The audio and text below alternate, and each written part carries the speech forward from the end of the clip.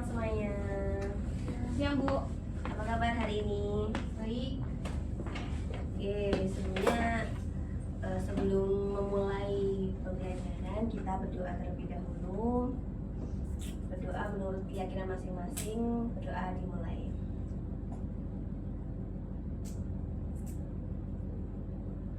Nah, selesai. Oke, saya absen terlebih dahulu ya. Angga Dwi Pratama. Ada Bu. Oke. Aufa Muhammad Zaki. Jin. Kina Muta'afif. Hadir. Sofi Salsabila. Hadir. Saskia Wulandari. Hadir. Siti Suratul Amalia. Sakit. Oke. Sebelum saya memulai materi pembahasan, ini ada sebuah gambar. Kalian bisa menebaknya jadi sebuah satu kata. Menurut kalian ini akan membentuk kata apa?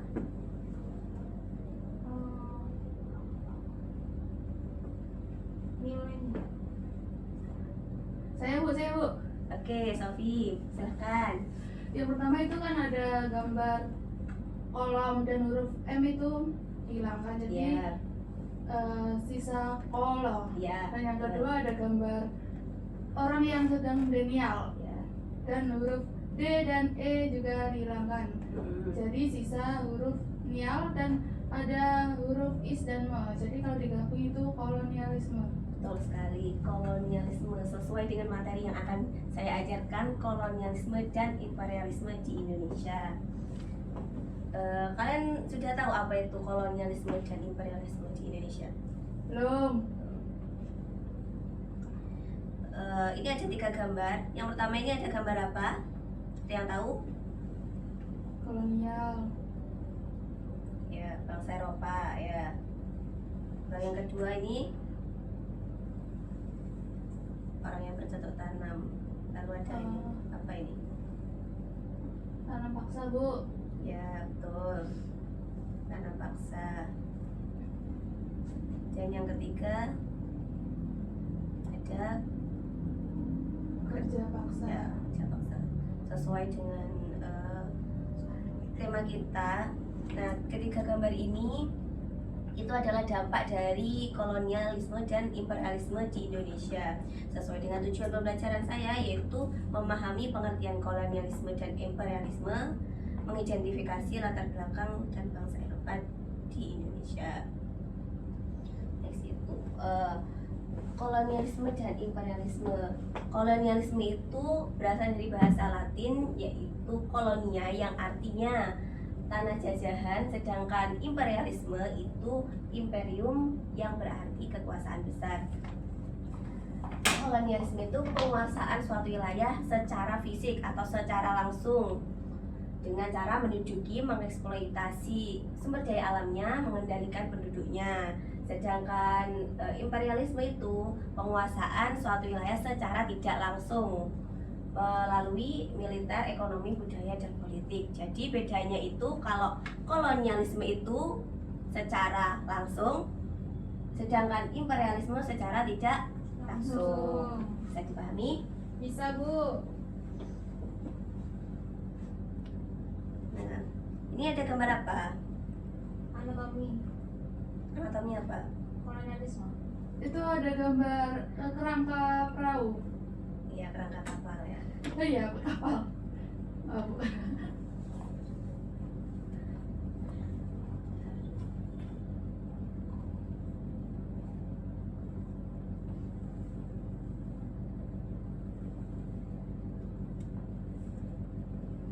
Nah, sebelum terjadinya kolonialisme dan imperialisme di Indonesia, pertama itu ada kedatangan bangsa Eropa. Yang pertama, kenapa bangsa Eropa itu datang ke Indonesia? Yaitu jatuhnya Konstantinopel di tahun 1453 yang menyebabkan putusnya jalur perdagangan darat Asia dan Eropa, yang memaksa Eropa cari jalur laut untuk mencari rempah-rempah. Lalu yang kedua itu adalah motivasinya bangsa Eropa, yaitu 3G: Gold, Glory, Gospel. Gold itu identik dengan apa? Emas. Emas. Kenapa gold? Di situ kan dijelaskan pencarian kekayaan atau rempah. Kenapa gold rempah-rempah? Rempah-rempah bisa disebut emas. Karena hanya ada di Indonesia. Yang lain? Karena di Indonesia memiliki banyak rempah-rempah, Bu. Ya, tapi jawabannya itu karena harga rempah-rempah pada saat itu setara dengan emas di Eropa, makanya rempah-rempah itu disebut dengan emas hitam pada saat itu. Itu yang kedua tuh gospel, penyebaran agama Kristen. Makanya di Indonesia sampai sekarang kan masih banyak ya agama Kristen, itu awalnya dari bangsa Eropa menyebarkannya. Lalu glory, pencarian kejayaan kerajaan, jadi menyebarkan kekuasaannya.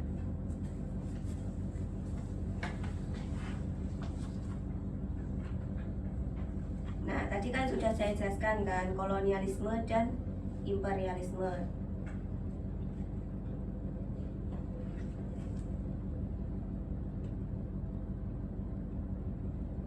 Setelah itu, setelah kedatangan bangsa Eropa, terbentuklah namanya adalah ada namanya perusahaan dagang dari Hindia Timur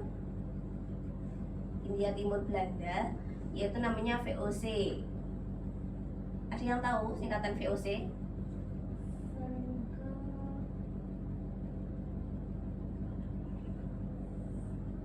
Verenigde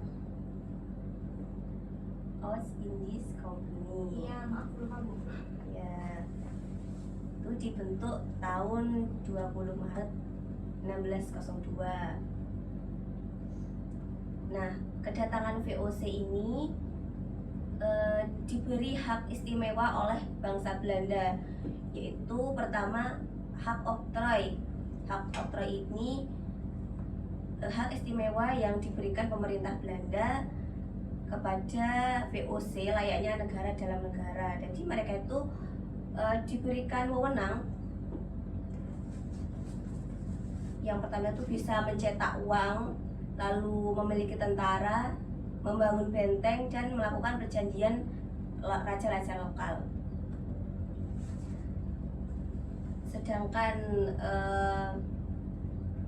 kebijakan-kebijakan yang diberikan VOC itu ada monopoli perdagangan, lalu fair plebiscite inventory dan kontingen, dan divide et impera. Nah, monopoli perdagangan ini menyebabkan paksa kerajaan lokal jual rempah hanya ke VOC dengan harga sepihak, ditegakkan pelayaran hongi. Sedangkan fair plebiscite inventory dan kontingen itu penyerahan paksa hasil bumi dan upeti wajib, membebani rakyat, mempererat ketergantungan dan penguasa lokal. Lalu divide et impera itu adalah politik pecah belah yang mengadu domba kerajaan Nusantara agar saling bertikai, mudah dikuasai VOC. Nah, keempat kebijakan tadi itu ada dampaknya masing-masing. Nah, salah satunya ini monopoli perdagangan. Bayangkan kalian punya sebuah lahan, lalu punya usaha lah ya, dijual ke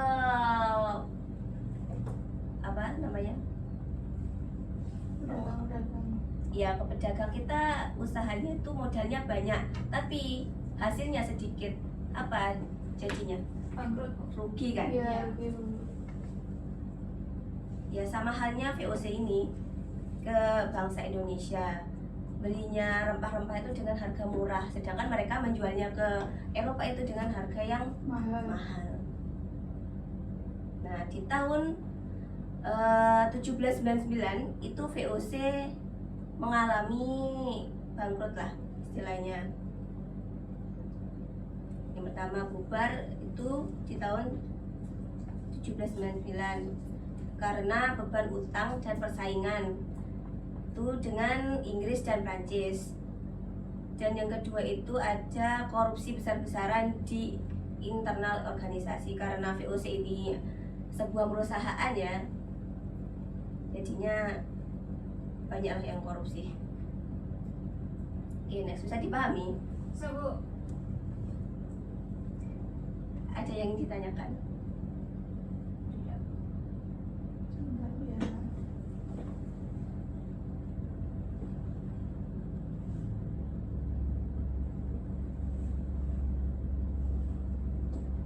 Dipahami terlebih dahulu. Habis ini saya akan buat pertanyaan ke kalian kalau kalian nggak tanya. Ya.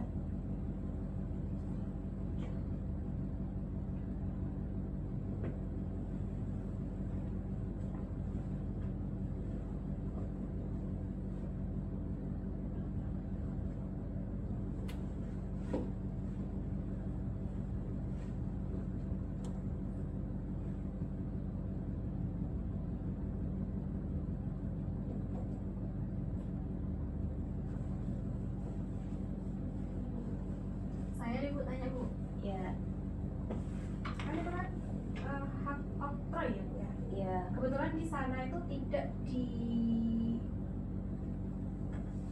ditunjukkan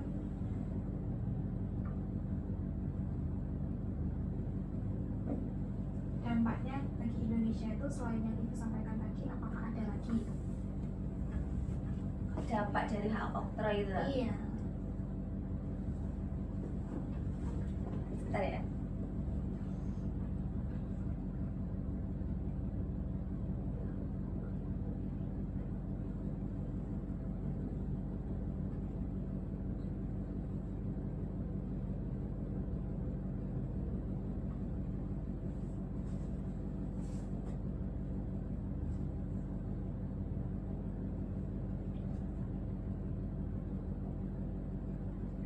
Ya, jadi sebenarnya monopoli perdagangan itu termasuk dari itu apa dampak dari hak oktroy. Jadi VOC itu diberi apa ya, wewenang, diberikan wewenang untuk yaitu memaksa kerajaan lokal untuk menjual rempah-rempahnya, lalu diberikan wewenang untuk mencetak uang, menyebarkan uang. Dulu kan ada koin-koin yang bentuk apa namanya, ada tulisan VOC. Itu dari ini. Kalau sekarang mungkin ada ya benteng-benteng bekas Belanda, tapi kayaknya di Banyuwangi nggak ada ya? Ada kan di Wonodoco itu ada nggak ya? Ada. Ada ya di Ada, ada. Wonodoco ya? Ya itu salah satunya. Cukup apa, ada yang ingin bertanya lagi? Udah Bu. Sudah cukup Bu. Kalau gitu saya mau itu ya, kasih pertanyaan kalian, main quiz ya. Ya. Hari belajar mitos atau fakta. Tadi kan sudah saya jelaskan perbedaan kolonialisme dan imperialisme, lalu penyebab bangsa Eropa itu datang ke Indonesia itu apa tadi kan, dan mereka diberi hak-hak ya istimewa oleh pemerintah Belanda. Dipahami dulu.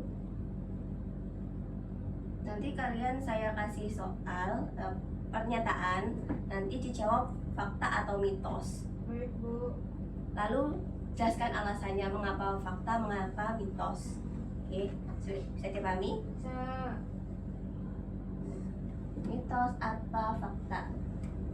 Kolonialisme hanya dilakukan dengan cara pengaruh budaya tanpa pendudukan wilayah.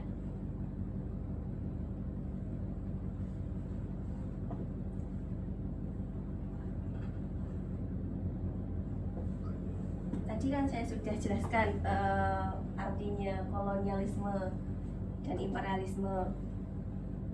Kalau kolonialisme itu penguasaan, Secara fisik. ya. mitos Bu. Kenapa mitos?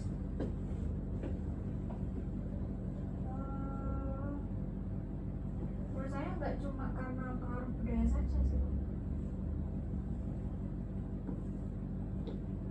kita lihat jawabannya Mbak Saskia. Iya, betul. Apa yang sudah saya jelaskan tadi, kalau kolonialisme itu penguasaan secara fisik secara langsung. Kalau imperialisme itu baru secara tidak langsung, bisa melalui budaya, ekonomi, politik gitu kan. Ya. Oke, next ya. Bu. Imperialisme tidak selalu membutuhkan pendudukan wilayah, bisa lewat ekonomi atau politik. Baru saja. Oke. Udah tahu alasannya apa tadi? Ya. Ya. Karena imperialisme itu penguasaan wilayah secara tidak langsung. Ya, bisa melalui ekonomi, budaya, dan politik. Oke. Selanjutnya.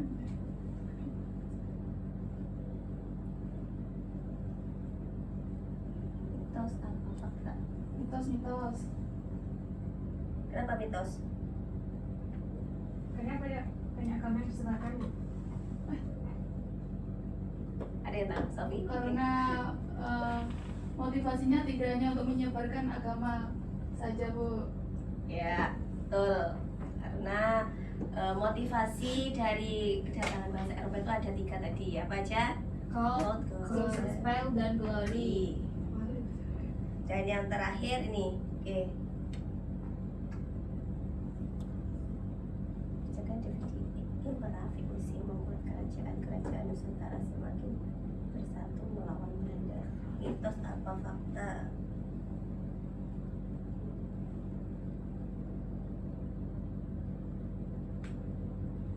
Sebentar. Mitos, Bu. Kenapa mitos? Karena kebijakan tersebut justru sangat efektif memecah belah dan melemahkan kerajaan-kerajaan di Nusantara. Ya betul. Nah, jadi impera itu kan salah satu kebijakan yang diberikan pihak Belanda, sama dengan kayak hak oktroy tadi. Mungkin cukup itu saja. Saya kasih penugasan individu, bisa kalian catat atau kalian foto, Baik, Bu. dikumpulkan minggu depan ya. Siap. Bisa dipahami? Kalian Bisa, paham nggak bisa. tugasnya? Bisa. Apa? Pendapat masing-masing Ya, tentang tentang rempah-rempah. lalu buat infografisnya ya. Siap, Bu. Mungkin cukup itu saja yang dapat saya sampaikan. Apabila ada kesalahan mohon dimaafkan. Wabillahi taufiq wal hidayah. Wassalamualaikum warahmatullahi wabarakatuh. Waalaikumsalam warahmatullahi wabarakatuh. Terima kasih, Bu. Ya. Terus matiin. Iya, Ibu. Wes, 20 kurang 1 menit. Iya, kan ada dia.